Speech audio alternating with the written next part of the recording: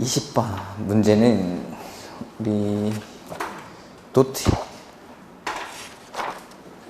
32페이지 보시면 돼요. 다음 주 주말에 이제 추석이 있는데 그 전에 숙제를 내드리도록 하겠습니다. 다음 주에 오시면 약 한 40페이지 가량의 자료가 하나 나갈 겁니다. 시험지 크기의 40페이지 자료가 제가 여러분한테는 되게 이제 좀 죄송한 게 올해는 제가 저희 능력을 100% 발휘하지 못했습니다.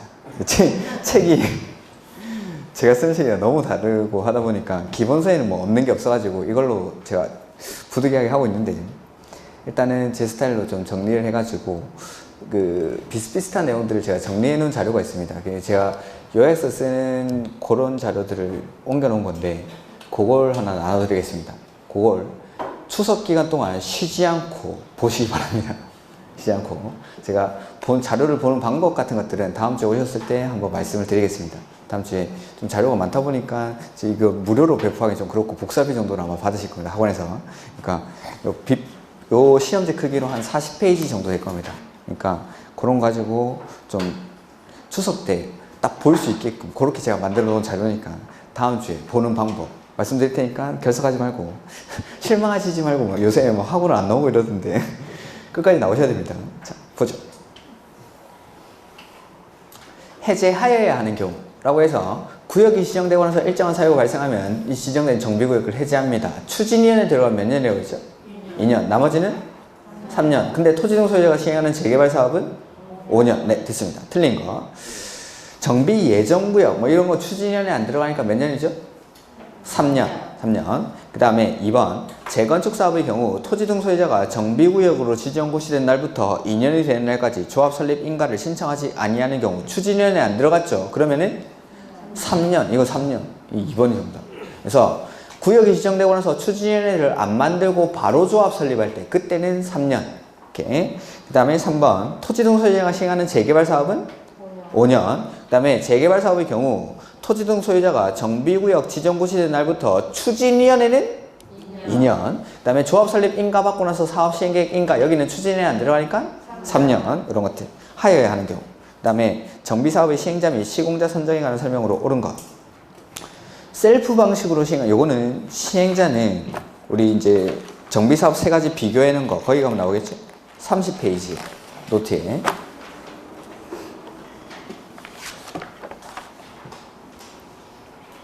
옳은 것. 셀프 방식으로 시행하는 주거환경 개선 사업은 시장 군수가 직접 하는 게 원칙이죠. 그러니까 개선 사업은 공공이 주도를 하니까 시장 군수가, 재개발이나 재건축은 민간이 주도를 하는 사업이니까 조합이 하는 게 원칙인데 재개발 사업의 경우에는 토지등 소유자가 직접 할 수 있죠. 그리고 셀프 방식으로 시행하는 주거환경 개선 사업 원칙은 시장 군수가 하는데 주공을 지정해서 사업을 하게 할 수가 주거환경 개선 사업 거의 시행자의 주거환경에서 시장 군수 등이 하는데 가로 화살표 딱 돼 있고 주공 등을 지정 이렇게 돼 있죠. 그러니까 셀프 방식으로는 주공을 지정해서 사업을 하게 할 수 있습니다. 그리고 주공 지정할 때 동의 요건은 과반동의. 그러니까 없다가 아니라 주공을 지정해서 사업을 하게 할 수 있죠. 2번 개선 사업을 셀프 방식 말고 수용, 환지, 관리 처분 계획 방식으로 할 때 동의를 받아야 되는데 그 동의 요건이 토지 등 소유자 3분의 2 이상이랑 누구? 세입자 얼마? 과반수. 그래서 이것도 아마 틀리게 돼 있겠죠? 그래서 수용을 공급하는 방식으로 주거환경 개선 사업을 시행하려는 경우 정비계획 위반을 위한 공람공고일 현재 해당 정비 예정구역의 토지 또는 건축물 소유자 또는 지상권자의 이 사람들이 토지 등 소유자 3분의 2 이상의 동의와 세입자 과반수의 각각을 받아야 된다. 이거 2번 맞네. 2번. 그 다음에 토지 등 소유자가 시행할 수 있는 사업은 무슨 사업이죠? 재개발이지 재건축이 아니죠. 토지 등 소유자 20인 미만인 재개발 사업은 조합 안 만들고 토지 등 소유자가 직접 할 수 있다. 그 다음에 자 조합이 사업을 할 때는 시공자 언제 선정하죠? 그 표의 맨 끝에 시공자 선정 시기. 조합이 할 때는 조합 설립 인가 후. 근데 조합원이 좀 작을 때에는 자 조합 설립 인가 후에 경쟁 입찰이나 수의계약 방식으로 시공자를 선정하는 게 원칙인데 조합원이 좀 작을 때 100명 이하일 때는 굳이 경쟁 입찰을 할 필요가 있냐 이거죠. 그래서 정관으로 정하는 바에 따라 경쟁 입찰이나 수의계약으로 하는 게 아니라 조합원이 작을 때는 정관으로 정하는 바에 따라 시공자를 선정할 수 있습니다. 그 다음에 토지 등 소유자가 시행자일 때는 역시 사업 시행계획 인가 후. 그 다음에 5번 지문은 시장군수 주공이 시행자일 때는 시행자 지정고 시 후 경쟁입찰이나 수의계약 방식으로 시공자를 선정하는 게 원칙. 근데 토지 등 소유자가 시행하는 재개발 사업은 20인 미만일 때 하는 거죠. 20인 미만일 때. 그러니까 거기서는 경쟁입찰을 하는 게 아니라 정관으로, 규약에 따라, 토지 등 소유자가 만드는 규약에 따라 시공자를 선정할 수가 있다라는 거. 그 다음에 시장군수나 주공이 시행자일 때는 토지 등 소유자, 주민대표회의가 추천한 자를 시공자로 선정할 수 있다까지. 그래서 보면은 시장군수 등이 직접 정비사업을 시행하거나 주공, 5번 지문에 주공 지정개발자가 시행자로 지정한 경우 사업 시행계획 인가 후가 아니라 시행자 지정고 시 후. 사업 시행계획 인가 후는 토지 등 소유자가 시행자일 때.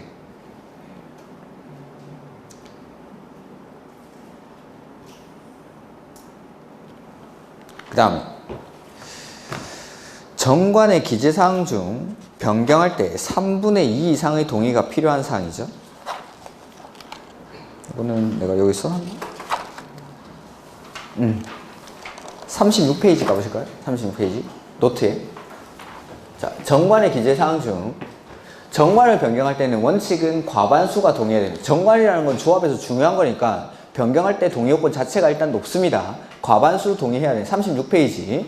근데 3분의 2 이상이 동의를 해야 바꿀 수 있는 게 자, 제, 구, 비, 시, 설 이렇게 했던 겁니다. 1번은 자가, 조합원의 자격. 그 다음에 2번에 제명, 탈퇴, 교체. 그 다음에 9는 정비구역의 위치나 면적. 그 다음에 B가 2개가 있습니다. 조합원의 비용 부담이랑 정비사업비 이렇게 두 가지가 B. 그 다음에 시설은 시공자 설계자. 그래서 요거를 자, 제, 구, 비, 시, 설이라고 했던 거. 정관의 기재사항 중 이러한 내용을 변경할 때는 3분의 2 이상이 동의를 해야 된다. 3분의 2. 그래서 요거 아닌 걸 찾는 거죠. 그래서 정답이 1번. 자, 제, 구, 비, 시, 설 아닌 거. 이렇게. 그래서 이런 것들을 변경할 때는 3분의 2 이상이 찬성을 해야 바꿀 수가 있다라는 거. 그 다음에 관리처분계획 수립 기준은 바로 뒤에 37페이지 보시면 됩니다. 옳은 것. 자, 관리처분계획의 내용 중에 분양설계라는 게 있죠. 분양설계. 분양설계는 언제를 기준으로 하죠? 분양 신청 기간이 만료되는 날이라고 관리처분계획 내용 거기 분양설계 뒤에 가로 안에 적혀있죠? 분양 신청 기간이 만료되는 날을 기준으로. 그 다음에 자, 관리처분계획에 따라 주택을 공급하려고 합니다. 원칙 몇 개 주죠? 1개. 원칙은 1개. 그래서 2번 한 명이 하나 이상의 주택 또는 토지를 소유한 경우에 1주택을 공급하고 같은 세대에 속하지 않는 2명 이상이 하나를 공유하고 있을 때도 1주택을 공급한다. 이게 원칙 2번이 정답. 그러니까 입체한지에 따라 주택을 공급할 때도 원칙 하나 주고 관리처분계획에 따라 주택을 공급할 때도 원칙은 하나 주는 게 원칙. 이렇게. 그 다음에 3번 2명 이상이 하나의 주택이 아니라 토지를 공유하고 있을 때. 그래서 자, 거기 37페이지 오른쪽에 중간에 표에 보면은 관리처분계획에 따른 주택의 공급 나오죠? 그래서 원칙은 하나 주죠. 한 명이 여러 가지 수도 하나 주고 여러 명이 하나를 공유하고 있어도 하나 준다. 근데 예외적으로 1번에 하나의 토지를 공유한 경우에는 몇 개 준다가 아니라 시, 도, 조례로 정하는 바에 따라 주택을 공급할 수 있다. 그래서 시, 도, 조례로 정하는 바에 따라 주택을 공급하는 경우는 하나의 토지를 공유하고 있을 때. 주택이 아니라 토지. 그 다음에 3번, 4번. 자, 3주택 이상 다주택을 공급하는 건 무슨 사업에 많이 따라오죠? 그래서 재개발 틀렸죠. 그래서 소유한 주택을 수만큼 공급하는 경우는 과밀억 재건역에 위치하지 아니한 재건축 사업. 근데 투기가 알리거나 조정 대상 그 지역은 아니고, 그 다음에 근로자 숙소, 기숙사 용도, 그 다음에 공공시행자한테는 가진 것만큼, 그 다음에 과밀억제 권역에 위치한 재건축 사업은 몇 개까지? 3개까지. 거기 예외 4번에 3주택까지 공급해서 거기 과밀억제 권역에 위치한 재건축 사업은 3개까지. 어쨌든 3주택 이상 주는 건 재건축 사업에서만. 그러니까 여기 4번 지문의 재개발 사업은 아니죠. 그 다음에 종전주택의 주거전용 면적이라든지 종전주택이나 토지의 가격의 범위 안에서 한 개를 주고 한 개 더 줄 수 있습니다. 이거 1+1이라고 했죠? 한 개 더 주는 거 면적은 60제곱미터 이하고 얼마까지 전매가 안 되죠? 3년 동안 전매할 수 없다. 그래서 85제곱미터가 아니라 60제곱미터 이하. 한 개 더 주는 거는 60제곱미터 이하. 오케이. 그 다음에 24번은 공사 완료했다는 거지. 그래서 관리 처분 계획에 따라서 사업을 하고 나서 공사가 완료가 되면은 이제 소유권 이전을 하겠죠. 그래서 관리 처분 계획 인가받고 고시하고 나서 사업에 착수를 하고, 그 다음에 공사가 완료되고 나면 공사 완료 고시를 하고 나서 준공 인가를 받습니다. 그러고 나면 지체 없이 대지 확정, 측량을 하고 분할 절차를 거쳐서 소유권 이전에 관한 사항을 먼저 토지 등 소유자들에게 통지해 줍니다. 그 다음에 소유권 이전에 관한 사항을 고시를 하고 시장 구성에 보고하면은 소유권 이전 고시의 다음 날에 이제 소유권 변동이 일어나죠. 그 다음에 제3자에게 대항하기 위해서 등기하고, 그 다음에 더 받고 덜 받고 안 받은 사람들 과부족분을 금전으로 청산한다라는 내용이죠. 자, 보면은 옳은 것. 시장 군수 등인 사업 시행자가 정비사업 공사를 완료한 때에는 시장 군수 등의 준공인가를 받을까요? 안 받을까요? 자기가 자기한테 준공인가를 받을 필요가 없죠. 그 다음에 2번. 사업 시행자는 대지 및 건축물의 소유권을 이전하려는 때에는 그 내용을 해당 지자체 공보에 고시한 후, 이게 바로 소유권 이전 고시. 고시한 후 시장 군수 등에게 보고해야 한다. 이 경우 대지 또는 건축물을 분양받을 자는 고시가 있은 날의 다음 날에 그 대지 또는 건축물의 소유권을 취득한다. 2번이 정답. 이렇게 그냥 주는 걸 틀리면 24번 정답률이 얼마야 이거? 30%? 소유권 이전 고시를 다음 날에 물권 변동이 일어난다. 그걸 써놓은 건데 이걸 30%? 이거 맞추셔야죠. 3번.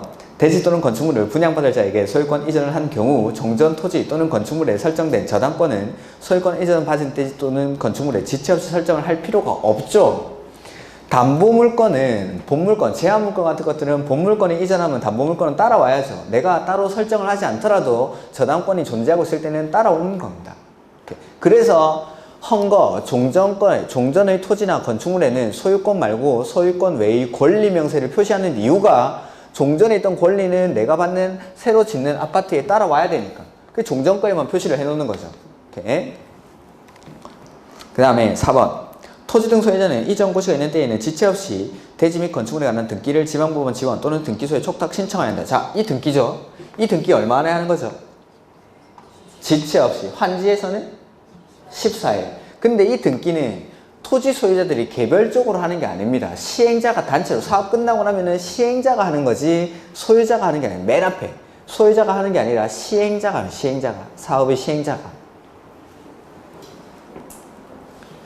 자, 청산금 분할 징수, 분할 지급할 수 있습니까? 안 내면 강제 징수하고 안 받으면 공탁하고 소멸시효는 5년. 그러니까 분할 징수, 분할 지급할 수 없다가 아니라 있다죠, 있다. 분할 징수할 수 있고, 분할 지급할 수 있고, 안 내면 강제 징수하고, 안 받으면 법원에 공탁하고, 소멸시효는 5년. 이렇게. 그 다음에 주택법상 용어에 관한 설명으로 옳은 것. 뭐 이런 것들은 맞췄겠죠. 전기 자동차 충전 시설은 사람들이 들어가 있는 게 아니죠. 그러니까 부대 시설. 근데 복리 시설은 아파트 입주민들의 복리를 위한 시설들이니까 사람들이 들어가서 이용하는 거. 그래서 일종근생은 복리시설이 맞고, 1번, 2번 바뀌었죠. 전기자동차 충전시설은 부대시설, 그 다음에 일종근생은 복리시설. 다음에 주택 도시 기금으로부터 자금 지원을 받아 건설되거나 개량되는 국민주택 규모 이하의 주택은 국민주택이다. 3번이 정답. 국민주택은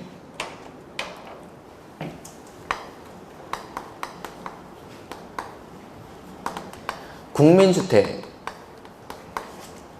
규모 이하의 주택으로서 공공이 직접 건설하거나, 즉 국가 지자체가 직접 짓거나 내지는 공공의 자금으로 건설되는 주택 중에 지금 우리 지문에 나와 있는 건 요거, 국가 지자체의 재정이나 주택 도시 기금으로부터 자금 지원을 받아 건설되는 주택은 국민주택 규모 이하이면 국민주택에 해당하죠. 민영주택은 뭐죠? 국민주택이 아닌 게 민영주택. 그래서 4번이 틀렸죠. 등록사업자가 건설한 게 아니라 국민주택이 아니면 싹 다 민영주택. 그 다음에 5번. 수도권을 제외한 도시지역이 아닌 읍면지역에서 1호 1세대당 주거전용 면적이 얼마 이하인 거? 100제곱미터. 100제곱미터. 오케이. 이건 더 어렵게 내려다가 그냥 참았습니다. 이상한 거 막 바꿔놨다가 그냥 이렇게까지 할 필요가 있겠나 싶어서. 잘했죠. 그러니까 정답률이 확실히 높네. 자, 26번도 많이 맞추셨네. 자, 말소를 해야 되는 경우. 자, 등록이 말소할 수 있는 사유는 되게 많습니다. 그건 우리가 안 배웠습니다. 근데 말소하여야 하는 거 딱 두 가지 배웠죠? 거짓, 기타 부정한 방법으로 등록했거나 등록증을 대여한 경우. 요거는 뭐 중개법에도 있는 거라서 이렇게 정답률이 높은 겁니까? 오케이. 그래서 정답이 5번. 거짓, 기타 부정한 방법으로 등록했거나 등록증을 대여했을 때. 그 다음에 리모델링 주택조합에 관한 설명을 옳은가? 수직 증축형 리모델링의 경우 리모델링 주택조합 설립 인가 신청서에는 해당 주택이 사용 검사 받은 후 얼마 이상? 증축할 때는 15년. 증축할 때는 15년. 그 다음에 주택단지 전체를 리모델링하기 위해서 조합 설립할 때, 조합을 설립할 때의 동의 요건이 있고 그 다음에 허가를 받을 때의 동의 요건이 따로 있죠. 리모델링은 아마 노트에도 나와 있지 않습니까?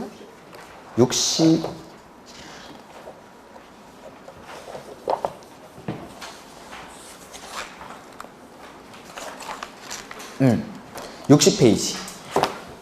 그래서 조합 설립할 때는 단지 전체를 리모델링 할 때에는 각동 과반수랑 전체 구분 소유자 및 의결권의 3분의 2 이상의 결의가 필요하고, 동만 리모델링 할 때는 그 동 구분 소유자 및 의결권의 3분의 2 이상의 결의가 필요하죠. 요게 인가 신청 시 동의 요건. 리모델링 할 때 조합 설립 인가 받으려면은 이 이상의 동의를 받아서 인가를 신청하죠. 그 다음에 인가 받고 나서 리모델링 할 때는 원칙 뭐 받고 하는 거죠? 허가. 다만 증가하는 세대수가 30세대 이상일 때는 사업 계획 승인을 받죠. 요 인가 받고 나서 리모델링 허가 신청은 얼마 안에 한다고 했죠, 이거? 2년. 그렇죠. 복습을 하시네. 잘하고 계신데요. 학교 할 수 있습니다.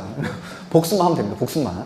자, 그래서 허가할 때는 여기는 퍼센트였습니다. 퍼센트 동요건이. 그래서 전체를 리모델링 할 때는 각 동의 50%, 그 다음에 전체의 75%, 그 다음에 동만 할 때는 75% 이상의 동의를 받아서 허가 신청을 한다.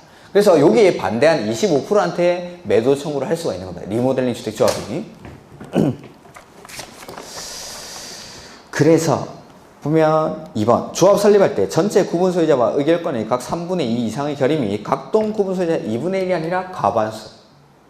그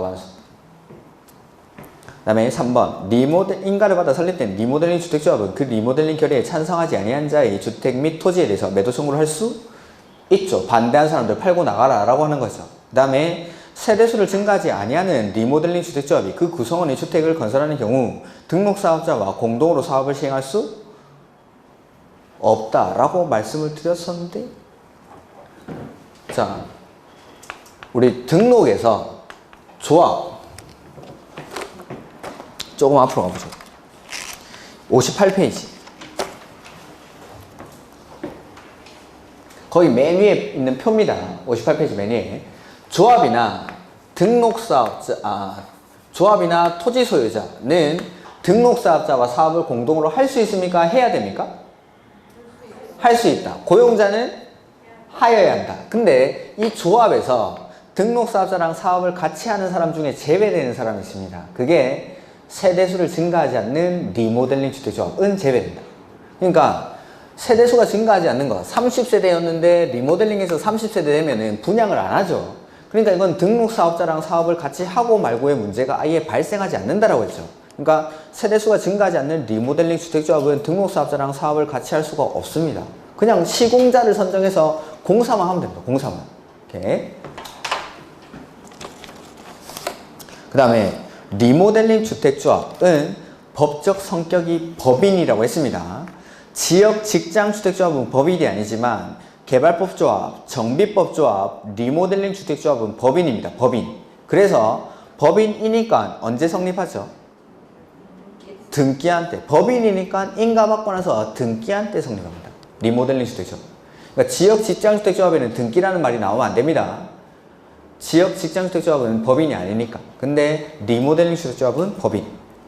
그 다음에 사업주체에게 인정되는 매도 청구에 관한 설명으로 옳은 것. 우리 노트의 62페이지 보시면 돼요.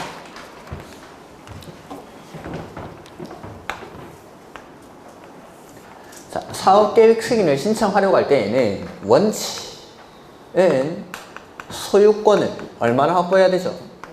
그렇죠. 100% 확보해야 됩니다. 근데 예외적으로 소유권을 100% 확보하지 않아도 되는 경우. 첫 번째가 지구 단위 계획 결정이 필요한 곳에서는 80% 이상의 권원. 그 다음에 등록 사업자와 공동으로 사업을 시행하는 조합의 경우에는 95% 이상의 소유권을 확보를 하고 나머지 토지가 매도 청구 대상이 되면 사업계획 승인을 받을 수가 있죠. 그 다음에 두 번째, 소유권을 확보하지 못했지만 권원을 확보했을 때. 그 다음에 세 번째는 공공시행자, 국가, 지자체, 주공, 지방공사. 이런 사람들은 소유권을 100% 확보하지 않더라도 사업계획 승인을 받을 수가 있다라는 거. 그 다음에 여기 네 번째가 써져 있습니까? 네 번째가 안 써져 있는데. 이건 원래 안 되던 게 아니라 원래도 되던 건데 법 조문에 그대로 그냥 명확하게 한 겁니다. 리모델링 주택조합. 이 아까 반대한 사람들한테 매도 청구할 수 있습니까? 그럴 때. 그러니까 허가받기 위한 요건을 갖추고 나서 나머지 사람에게 리모델링 주택조합이 매도 청구를 했을 때입니다. 매도 청구를 했을 때. 그렇게 적혀 있습니다.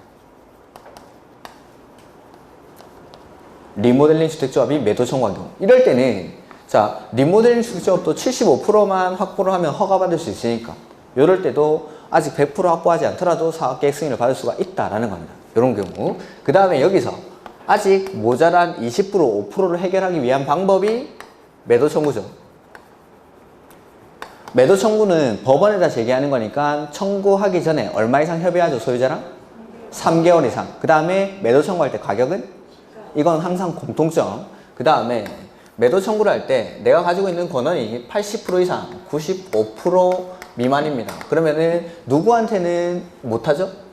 원주민. 원주민이라는 건 지구단위 계획 구역 결정 고시일 10년 이전에 해당 토지에 대한 소유권을 취득해서 계속 소유하고 있는 사람. 그 사람 빼고 나머지 사람한테. 근데 95% 이상을 확보하고 있으면 모든 소유자에게 매도 청구가 가능하죠. 이런 것들. 그 다음에 매도 청구하려는 토지의 소유자가 낙가물합니다. 이럴 때는 어떻게 하죠? 소재 확인이 안 되죠. 그럴 때는 일간신문에 2차례 이상 공고하고 30일이 지났을 때는 매도 청구 대상이 되는 토지로 본다. 그런 토지들은 자, 매도 청구할 때는 원래는 시가로 해야 되는데 소유자 확인이 곤란한 토지들 감정가를 법원에다 공탁하고 시가가 아니라 감정가를 공탁하고 사업을 할 수가 있죠. 자, 옳은 것. 사업 주체는 주택건설 대지 중 사용할 수 있는 권한을 확보하지 못한 대지의 소유자에게 그 대지를 시가로 매도 청구할 수 있다. 1번이 정답. 매도 청구 시가로 한다는 것만 알아도 이거는 뭐 맞출 수 있는 거죠. 그 다음에 2번. 사업 주체는 주택건설 대지 중 사용할 수 있는 권한을 확보하지 못한 건축물에 대해서는 매도 청구할 수 있습니다. 토지뿐만 아니라 건물 이런 것들도 물건도. 그 다음에 얼마 이상 협의해야 되죠? 3개월 이상. 그 다음에 모든 토지 소유자에게 매도 청구하려면 얼마 이상 확보해야 될 때? 95%. 이렇게. 그 다음에 여기 이제 낙가물아. 일간신문에 2차례 이상 공고하고 30일이 지났을 때는 매도 청구 대상이 되는 토지로 보는데 그때 감정가를 공탁하는 거지 소재 확인이 곤란한 사람들은 시가를 공탁하는 게 아닙니다. 감정가를 공탁하고 사업을 할 수 있다. 이렇게. 그 다음에 29번. 저당권 등의 설정 제한에 관한 설명. 자, 요거는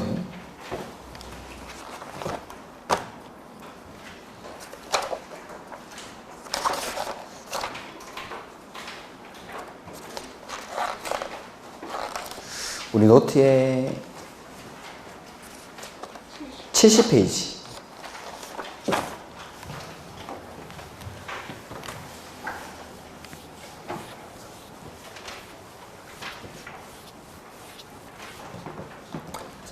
공급의 절차를 한번 써보면은 사업 주체가 입주자를 모집하려고 할 때는 입주자,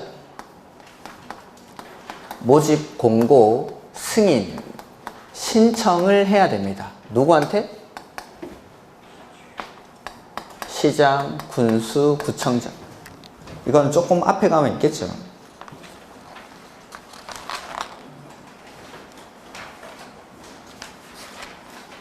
거기 65페이지 맨 위에.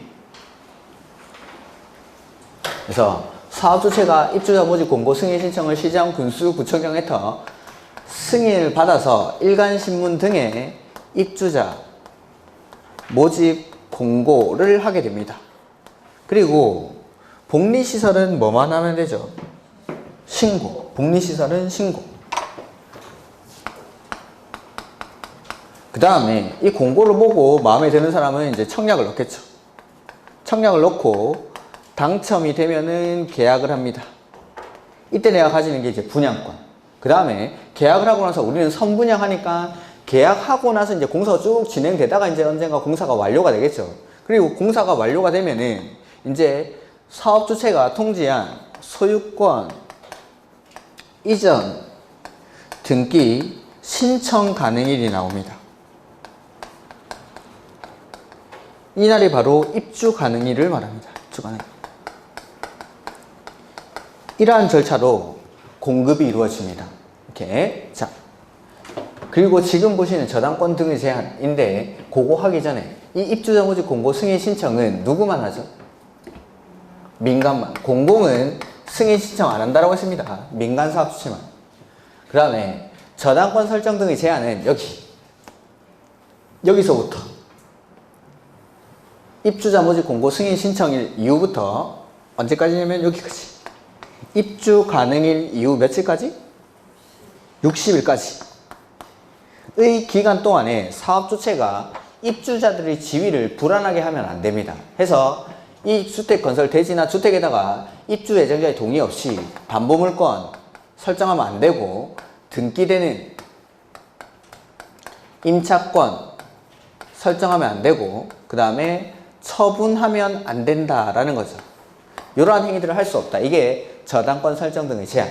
근데 이러한 거 하지 말라고 했는데도 혹시 할까봐 부기등기를 넣었습니다. 부기등기. 이 부기등기는 주택건설 대지에 대해서는 언제? 요거 할 때랑 동시에. 근데 지금 주택은 지어지기 전입니까? 지어지고 나서입니까? 아직 아파트 짓기 전이죠. 그러니까 언제? 보존등기랑 동시에. 근데 이걸 해놨는데도 이거에 위반하는 행위를 했습니다. 효과는? 무효. 이게 사업 주체가 공급 질서를 교란시키는 행위, 저당권 설정 등의 제한입니다. 자, 보면은 문제. 옳은 것. 사업 주체가 주택조합인 경우에는 주택건설 사업에 의해서 건설된 주택 및 대지에 대해서는 입주자 모집 공고 승인 신청일 이후부터 입주 예정자가 그 주택 및 대지의 소유권 이전 등기를 신청할 수 있는 날 이후 60일까지의 기간 동안, 원래는 맞죠. 원래는 이때부터 이때까지가 맞는데, 우리 노트에 거기 입주자 모집 공고 승인 신청일 이후라고 돼 있고, 그 밑에 가로 안에 사업 시행자가 조합일 때는 언제? 사업 계획 승인 신청일 이후부터. 이게 기출문제입니다. 기출문제.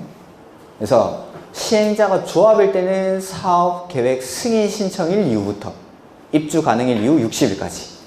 이렇게. 그래서 사업주택가 지금 조합이라고 되어 있죠. 지문에. 그래서 입주자 모집 공고 승인 신청일이 아니라 사업 계획 승인 신청일 이후부터입니다. 2번, 해당 주택의 입주자에게 주택 구입자금 일부를 융자해줄 목적으로 주택도시계획으로부터 주택건설자금의 융자를 받는 경우에는 입주 예정자의 동의 없이도 저당권 등을 설정할 수 있다. 2번이 정답. 이 중도금 대출이라고 했죠. 자, 신축 아파트에서 사업 주체는 입주 예정자의 동의 없이 담보물건, 등기되는 임차권, 처분하는 거 이런 거 하면 안 됩니다. 근데 입주 예정자의 동의 없이도 할 수 있는 경우가 중도금 대출. 그러니까 우리 아파트 짓고 있을 때 그거 주택 건설 자금이나 주택 구입 자금의 일부를 융자해줄 목적으로 금융기관한테 담보 잡히는 거, 그런 것들은 입주 예정자의 동의 없이도 할 수가 있습니다. 이게 중도금 대출입니다. 한마디로. 2번이. 그 다음에 3번. 사업 주체가 주공인 경우 애는 이런 짓 할까요? 안 할까요? 안 하겠죠. 그럼 부기 등기를 안 합니다. 주공. 국가, 지자체, 주공, 지방공사 이런 공공시행자한테는 부기 등기 의무가 없습니다. 공공시행자는 부기 등기를 안 해도 됩니다. 이런 사람들. 그 다음에 4번.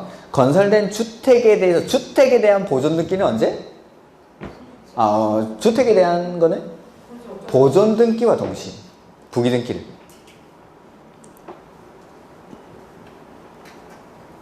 지금 써놓은 건 대지에 대해서는 입주자 모집 공고 승인 신청이랑 동시에. 그 다음에 5번. 부기 등기 이유 이런 짓 했죠. 효과는 무효. 그 다음에 공급 질서 교란 행위는 한 페이지 앞에 가면 나올 겁니다. 69페이지.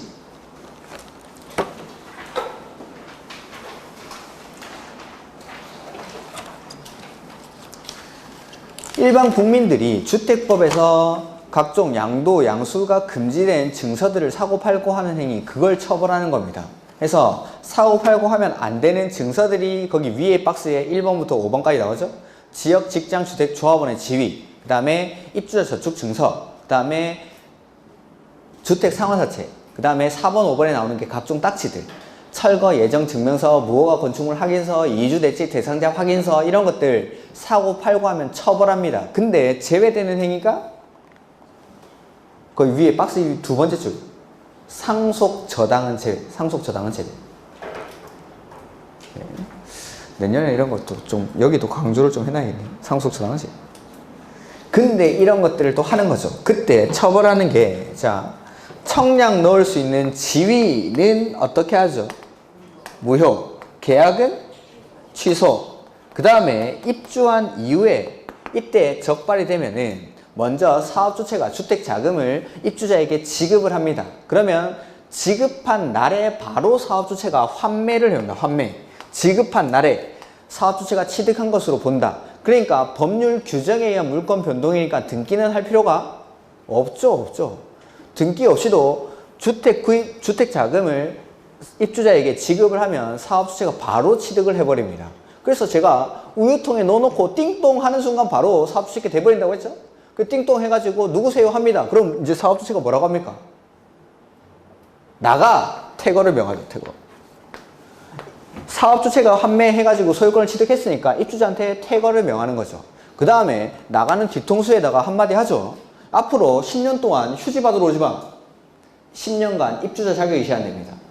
그 다음에 벌칙은 3년에 3천. 근데 그 행위로 얻은 이익의 3배에 해당하는 금액이 3천만 원을 초과할 때는 3년의 징역 내지는 3배에 해당하는 금액 이하의 벌금에 처할 수가 있다라는 게 일반 국민들이 공급 질서를 교란하는 행위, 이런 것들 사고 팔고 하는 행위를 금지하는 거죠. 그래서 30번 옳은 것.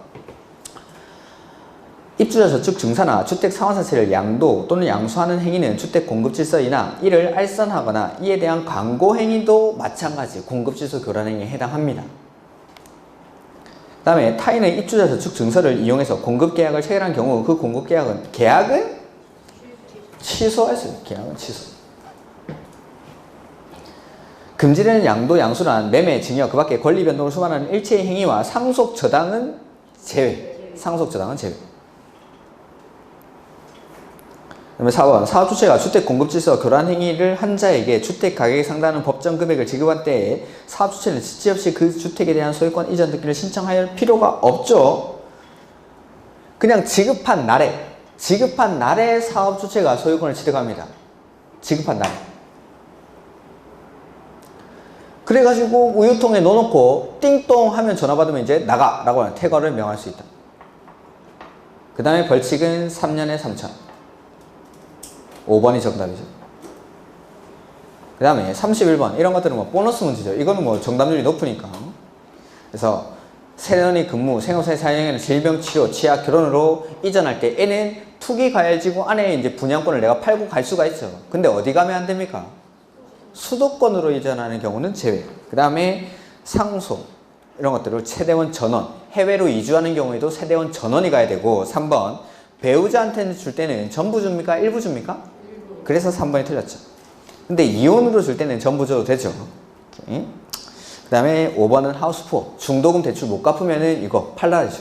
그 다음에 32번도 상당히 많이 맞추셨던데 쉽죠? 근데 1번부터 4번까지 적혀 있는 것들은 오답으로 나올 수 있는 것들을 제가 다 나눴습니다. 그러니까 첫 번째, 건축법 적용을 안 받는 건축물에는 지정문화재나 가지정문화재지 그냥 오래된 한옥이라고 해서 건축법을 적용 안 하는 거 아닙니다. 문화재로 지정받은 거, 지정문화재나 가지정문화재여야지 전통 한옥은 당연히 건축법을 적용을 합니다. 그 다음에 철도나 궤도, 선로, 부지 위에 있는 운전보안시설, 플랫폼, 급수, 급유, 급탄시설, 선로 위나 아래를 가로지르는 보행시설이 건축법 적용을 안 받는 거지 뭐 광명, KTX 역사 이런 것들은 당연히 적용을 받습니다. 서울역 역사 이런 것들. 그 다음에 고속도로 통행료 징수 시설이 적용을 안 받는 거죠. 고속도로 휴게소는 당연히 적용을 받습니다. 그 다음에 컨테이너를 이용한 간이 창고인데 공장의 용도로만 사용하는 것으로서 이동이 쉬운 것만, 땅에 정착이 되면 그게 이제 건물이 되는 겁니다. 건물이. 그러니까 이동이 쉬운 것만. 그 다음에 하천구역 내에 있는 수문절시. 그래서 정답은 5번. 그래서 오답으로 나올 수 있는 것들은 제가 여기 보기에다가 다 넣어놓은 겁니다. 그 다음에 대수선에 해당하지 않는 것이라고 되어 있는데, 자, 대수선은 일단 이 정답이 1번이죠. 1번.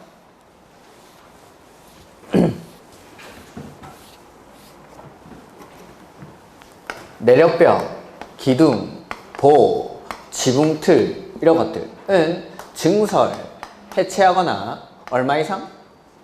30제곱미터 이상, 3개 이상을 수선, 변경할 때 대수선. 근데 방화벽이나 방화구획을 위한 바닥이나 벽, 주계단, 피난계단, 특별 피난계단, 그 다음에 다가구, 다세대, 세대 간의 경계벽 이런 것들은 증설, 해체는 당연히 대수선이고 수선 변경할 때는 얼마나? 그렇죠. 규모가 없죠. 그래서 제가 이런 것들 나올 때 보면은 항상 증설 해체인지 수선 변경인지를 보라고 했습니다. 증설 해체면 일단 무조건 대수선. 그리고 수선 변경일 때는 앞에 거. 요 내력벽, 기둥, 보, 지붕틀 이런 것들은 주요구조부라고 했었죠. 주요구조부. 그 다음에 요 밑에 건 울트라 이렇게 했죠. 그래서 수선 변경일 때 앞에 와가지고 주요구조부면은 마지막에 숫자 확인하시고 수선 변경인데 앞에 게 울트라다. 그때는 숫자 볼 필요도 없이 이것도 대수선. 그 다음에 마지막에 외벽 마감 재료를 증설 해체하거나 30제곱미터 이상을 수선 변경하는 행위도 대수선. 그래서 보면은 1번 일단 놔두고 2번에 해체 나왔죠? 숫자 볼 필요 없죠? 그 다음에 증설 나왔으니까 역시 숫자 볼 필요 없고 3번 수선이니까 앞에를 보는 겁니다. 보는 주요구조부입니까? 울트라입니까? 보. 주요구조부죠? 그때 그래서 마지막에 숫자로 봐요. 마지막에. 그러니까 3개 이상 맞으니까 됐고 그 다음에 건물의 외벽 마감 재료를 증설 나왔으니까 역시 숫자 볼 필요 없이 대수선.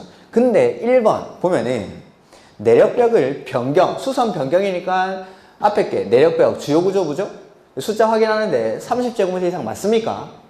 맞습니다. 그러면 대수선은 맞는데 그게 증축, 개축, 재축에 해당하는 경우 대수선에 해당하는 행위를 한 결과 증축, 개축, 재축에 해당하면 그건 대수선이 아니라 증, 개, 재축이라고 말씀드렸죠. 그러니까 1번은 내력벽을 35제곱미터 변경하는 거 그건 대수선은 맞습니다. 근데 뒤에 연면적이 늘어나 버리면은 증축이니까 그때는 이걸 대수선으로 보는 게 아니라 증축으로 봅니다. 증축으로. 제 노트에 이거 안 써놓은 것 같은데.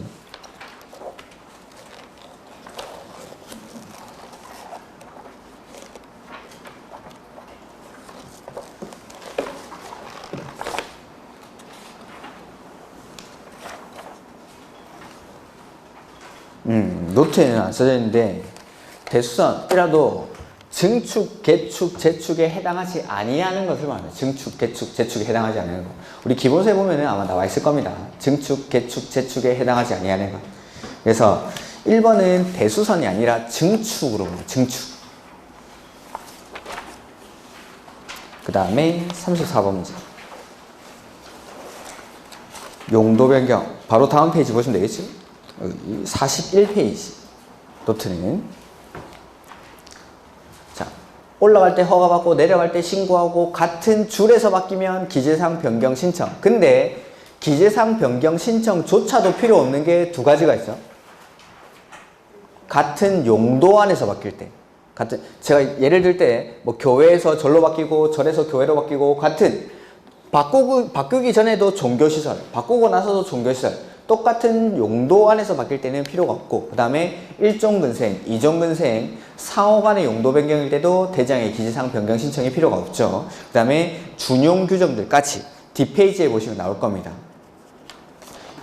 허가 대상이든 신고 대상이든 간에 용도 변경하는 부분의 바닥면적 합계가 100제곱미터 이상일 때는 사용 승인에 관한 규정을 준용하죠. 다만 500제곱미터 미만으로서 대수선에 해당하는 공사를 수반하지 않을 때는 그러하지 않았다. 그 다음에 그 밑에 거 허가 대상, 즉 올라가는 경우로서 용도 변경하는 부분의 바닥면적 합계가 500제곱미터 이상일 때에는 건축사가 반드시 설계를 해야 된다라는 거죠. 이렇게. 자, 여기까지 준용 규정들까지 꼭 보고 가셔야 됩니다. 옳은 것. 판매 시설을 숙박 시설로 변경합니다. 어떻게? 기재사항 변경 신청을 해야 되죠. 같은 줄에서 바뀌는 거니까. 그 다음에 용도 제한에 적합한 범위에서 1종근생, 2종근생 상호 간의 용도 변경은 기재 내용 변경 신청을 하지 않아도 된다. 2번이 정답. 의료시설을 위락시설로 바꿀 때는 허가입니까? 신고입니까? 허가죠. 허가 대상으로서 용도 변경하려는 부분의 바닥면적 합계가 300제곱미터인 용도 변경은 건축사가 설계해야 한다. 건축사 설계는 바닥면적이 500제곱미터 이상일 때. 그 다음에 4번 종교시설을 운동시설로 바꿀 때는 허가입니까? 신고입니까? 신고. 조금 더 빨리. 신고. 니깐 건축사 설계에 관한 규정을 적용하지 않죠. 건축사 설계는 허가 대상일 때. 그 다음에 교육 연구시설을 관광 휴게시설로 바꿀 때는 뭐죠? 허가. 의교노수야에서 문, 종, 위, 관으로 바뀌니까 허가. 로서 변경하는 부분의 바닥면적 합계가 200제곱미터인 용도 변경 중 대수선에 해당하는 공사를 수반하지 아니하는 용도 변경에 관한 공사를 완료한 후에는 사용 승인을 받아야 한다. 자, 허가 대상이든 신고 대상이든 관계없죠? 사용 승인은 100제곱미터 이상이면 사용 승인을 받아야 되는데, 다만 바닥면적 합계가 500제곱미터 미만으로서 대수선에 해당하는 공사를 수반하지 않을 때는 사용 승인을 안 받아도 되죠. 그래서 정답은 2번. 준용 규정들까지 꼭 좀 기억하십시오. 이 허가 대상인지 신고 대상인지 그런 것들은 너무 많이 나왔습니다. 지금까지. 그 다음에 35번. 건축 허가 제한. 제한 또 나왔죠. 제한. 우리 아까 국계법에서 제한 나왔고 건축 허가 제한. 자, 건축법에서 허가 제한 역시 마찬가지. 논점이 되는 건 왜 제한하는지, 그 다음에 언제까지 제한하는지, 이런 것들. 제한 나올 때마다 왜 제한하는지, 언제까지 제한하는지 해서 제한은 어디 있지? 44페이지. 그리고 건축 허가 제한에는 일단 허가권자는 제한을 못한다고 했습니다. 허가권자는. 즉 시장, 군수, 구청장이 제한하는 경우는 없죠? 시장, 군수. 그래서 일단 35번에 2번 지문 찍으신 분들 반성하셔야 됩니다. 시장, 군수, 구청장은 제한을 할 수가 없습니다. 그래서 건축 허가라는 건 기속행위이기 때문에 제가 허가권자한테는 제한이 없다라고 했죠. 그래서 제한할 수 있는 사람은 국장이 제한하거나 도지사가 제한하거나 시장, 군수, 구청장은 제한할 수가 없습니다. 시장, 군수. 건축 허가 제한은 제가 기본서든 어디 옆에다가 허가권자는 제한 X라고 써놓으라고 했습니다. 그냥 허가권자, 시장, 군수, 구청장을 제한하셨고, 그 다음에 자, 제한 나왔으니까 왜 제한하는지가 나와야겠죠? 국장은 국토관리를 위해서 특히 필요하다거나 중후부 장관이 요청했을 때, 시도지사는 지역계획이나 도시군 계획상 특히 필요하다고 인정할 때는 허가를 제한할 수도 있고 허가받은 건축물의 착공을 제한할 수도 있습니다. 그 다음에 건축 허가 제한 기간이 2년, 연장은 1년. 그래서 항상 제한이라는 글자를 보면 제한하는 사유들, 어떨 때 제한할 수 있는지, 그 다음에 언제까지 제한하는지, 이런 것들. 이것도 다음 주 자료에 나오면은 이 제한들을 제가 다 묶어놨습니다. 이렇게. 자, 그거 가지고 보시면 되겠고, 그거. 자, 그래서 보면은 옳은 거. 특별시장, 광역시장, 도지사는 국토관리를 위해서 필요한 경우는 국장이 제한하는 사유. 국장이. 그 다음에 2번. 지역계획이나 도시군 계획상 특히 필요할 때 제한하는 경우는 시도지사가 제한하는 경우. 1번은 국장이 제한하는 경우고 2번은 시도지사가 제한하는 경우입니다. 권한자를 다르게 써놨죠. 그 다음에 3번. 허가를 제한하는 경우 제한기간은 2년, 연장은 한 차례만 1년. 틀렸죠. 연장 안 된다 해서. 그 다음에 건축 허가 제한에서 좀 특이하게 나오는 게 여기 시도지사가 시장, 군수, 구청장의 허가를 제한하면 즉시 국장한테 보고를 합니다. 그리고 보고를 받은 국장이 제한 내용이 지나치다고 인정하면 해제를 명할 수 있다. 오케이.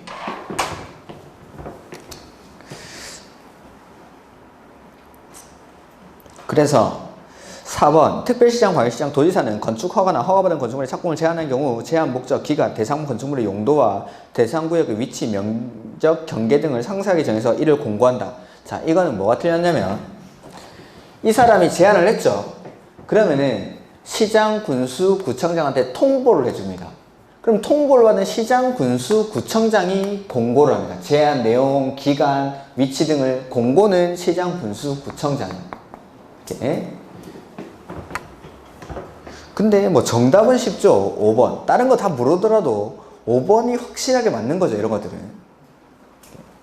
그래서 시도지사가 시장, 군수, 구청장의 허가를 제한하면 즉시 국장한테 보고하고 보고를 받은 국장이 제한 내용이 지나치다고 인정하면 해제를 명할 수 있다. 뭐 5번은 너무 많이 했던 거죠. 이런 것들은. 확실히 알고 계셔야 되는 거. 그 다음에 36번. 옳은 거. 자, 대지는 도로에 얼마 이상 접해야 되죠? 접하는 건 2m. 2m.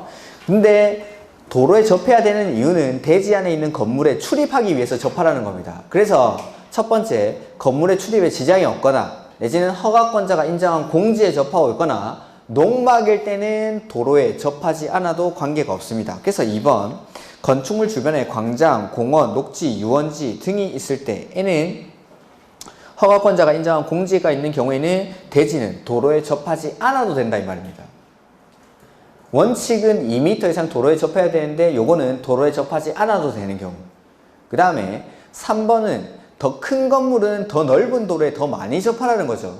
그래서 연면적이 2000제곱미터 이상, 공장은 3000제곱미터 이상 일 때에는 너비 6m 이상의 도로에 4m 이상 접할 것을 요건으로 하죠. 그래서 3번이 정답. 그 다음에 막다른 도로는 도로의 길이가 도로의 너비를 결정하죠. 그래서 막다른 도로의 길이가 각각 10m 미만, 35m 미만, 35m 이상일 때 폭은 2, 3은 6? 이렇게 했죠. 10, 35, 35 이상, 2, 3은 6? 자, 막다른 도로의 길이가 30m입니다. 그러면 1번입니까? 2번입니까? 3번입니까? 30m면 35m 미만. 여기 속하죠? 그럼 폭은 3m 이상이어야겠죠. 3m 이상. 오케이. 자, 도로를 지정하거나 폐지하거나 변경할 때에는 원칙적으로 이해관계인의 동의를 받아야 됩니다. 도로를 지정하거나 폐지하거나 변경할 때. 근데 지정하는 경우에는 동의를 생략하는 경우가 있습니다. 어떨 때냐면 이해관계인이 해외에 체류한다든지 주민이 오랜 기간 동안 지금 적어놓은 거 통행로로 이용하고 있는 사실상의 통로일 때는 지정할 때는 생략할 수가 있는데 폐지하거나 변경할 때는 생략할 수가 없습니다. 절대로. 그러니까 지정할 때는 자, 원칙 도로를 지정하거나 폐지하거나 변경할 때 싹 다 원칙적으로 동의를 요하는 건 맞습니다. 원칙은 동의를 요하는 건 맞는데 지정하는 경우에는 예외적으로 동의를 생략할 수가 있습니다. 근데 폐지하거나 변경할 때는 무조건 동의를 받아야 됩니다. 동의를 생략하는 경우가 없습니다. 폐지하거나 변경할 때는.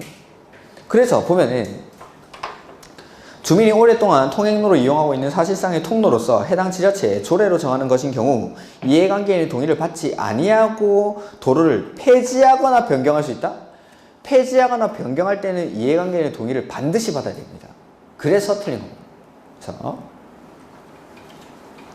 그 다음에 37번 착공신고 및 사용승인이라는 설명으로 틀린 거. 허가를 받았거나 신고를 한 건축물의 공사를 착수하려는 건축주는 허가권자에게 공사 계획을 신고해야 한다. 다만 건축물 관리법에 따라 건축물 해체 허가받거나 신고를 할 때 착공 예정일을 기재한 경우에는 그러하지 않다. 맞죠? 자,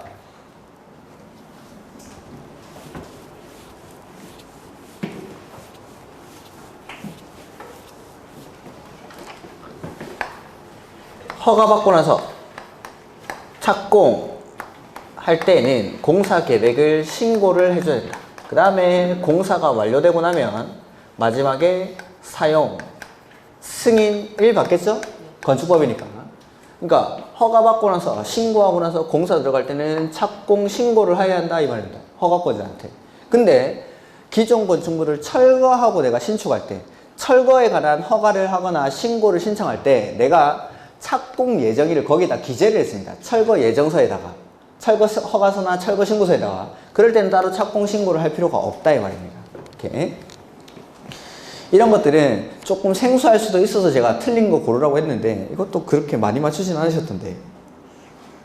3번, 2번 허가권자는 신고를 받은 날부터 3일 이내 신고 수리 여부 또는 민원 처리 관련 법령에 따른 처리 기간의 연장 여부를 신고인에게 통지해야 한다. 맞죠? 이것도 그냥 한번 읽어주십시오. 그냥 자 건축주가 착공 신고를 하면은 3일 안에 그 신고 수리 여부를 알려줘야 됩니다. 건축주한테. 이거 많이 맞추셨던 문제인가? 그 다음에 3번 허가권자는 사용 승인 신청을 받은 경우 얼마 안에? 7일. 이걸 왜 틀리지? 사용 승인은 7일, 사용 검사는 이거 틀리면서 공법을 어렵다고 하면은 정말 안 됩니다. 사용 승인은 7일, 사용 검사는 15일. 이걸 왜 틀리십니까? 이거 7.7% 정답률이? 정말 이해가 안 가네. 여러분이 좋아하는 틀린 문제인데 이걸 왜 틀리는 겁니까? 그것도 정답도 엄청 내가 정말 고심하다가 쉽게 낸다고 이거 7일 이거 내가 사용 승인은 7일, 사용 검사는 15일.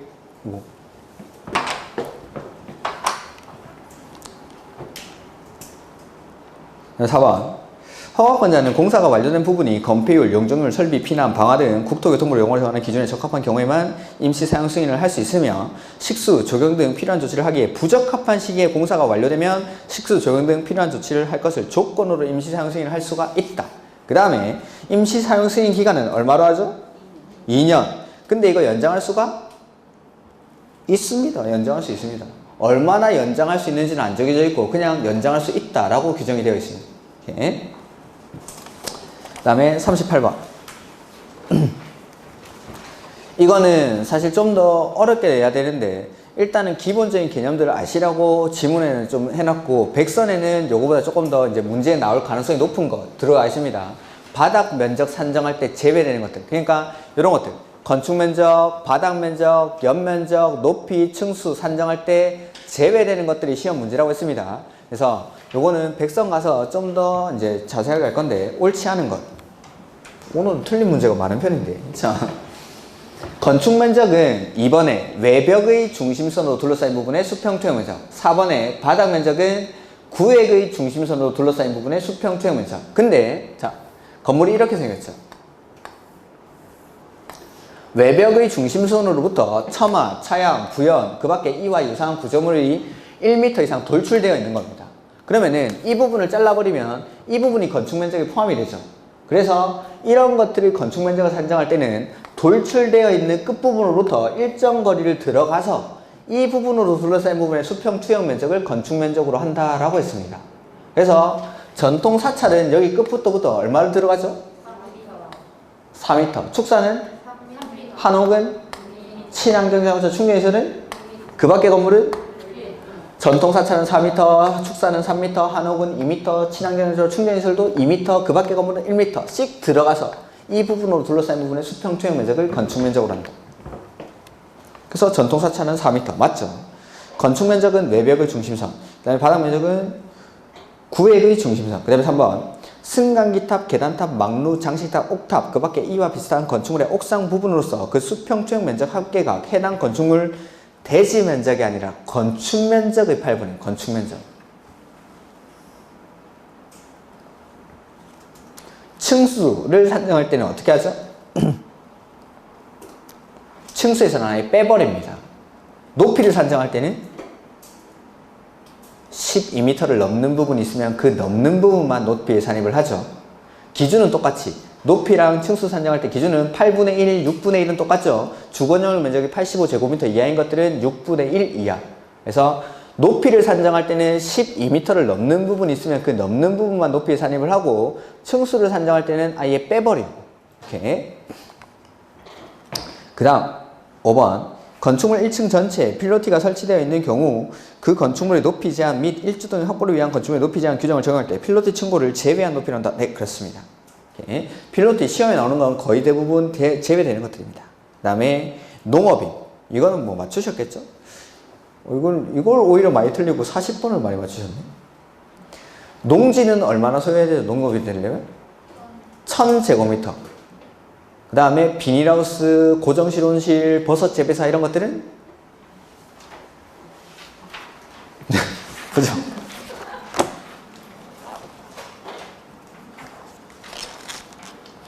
(73페이지) 우리 노트.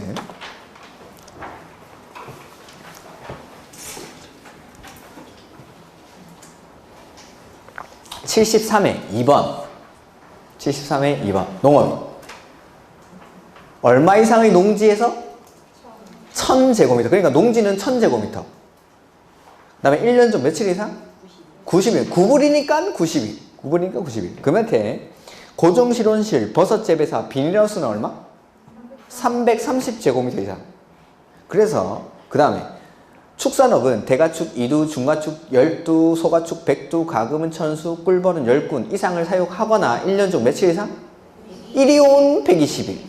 그 다음에 연간 판매액은 120만원. 그럼 농업인에 해당하는 자 1000제곱미터 이상의 농지에서 농작물 경작 또는 다른색 식물을 재배하는 자 1번 맞죠? 농지는 1000제곱미터. 그 다음에 1년 중 며칠 이상? 90일. 그 다음에 고정실온실, 버섯 재배사, 비닐하우스는 330. 그 다음에 1년 축산업은 며칠 이상? 1이온 120일. 연간 판매액은 120만원. 이걸 왜 틀리십니까 이거? 제가 야 이렇게 해서 헷갈려서 틀렸다라고 걸 좀 설명을 해 주실 분은 찾아오시면 제가 그걸 참고해서 수업을 하도록 하겠습니다. 그 다음에 40번.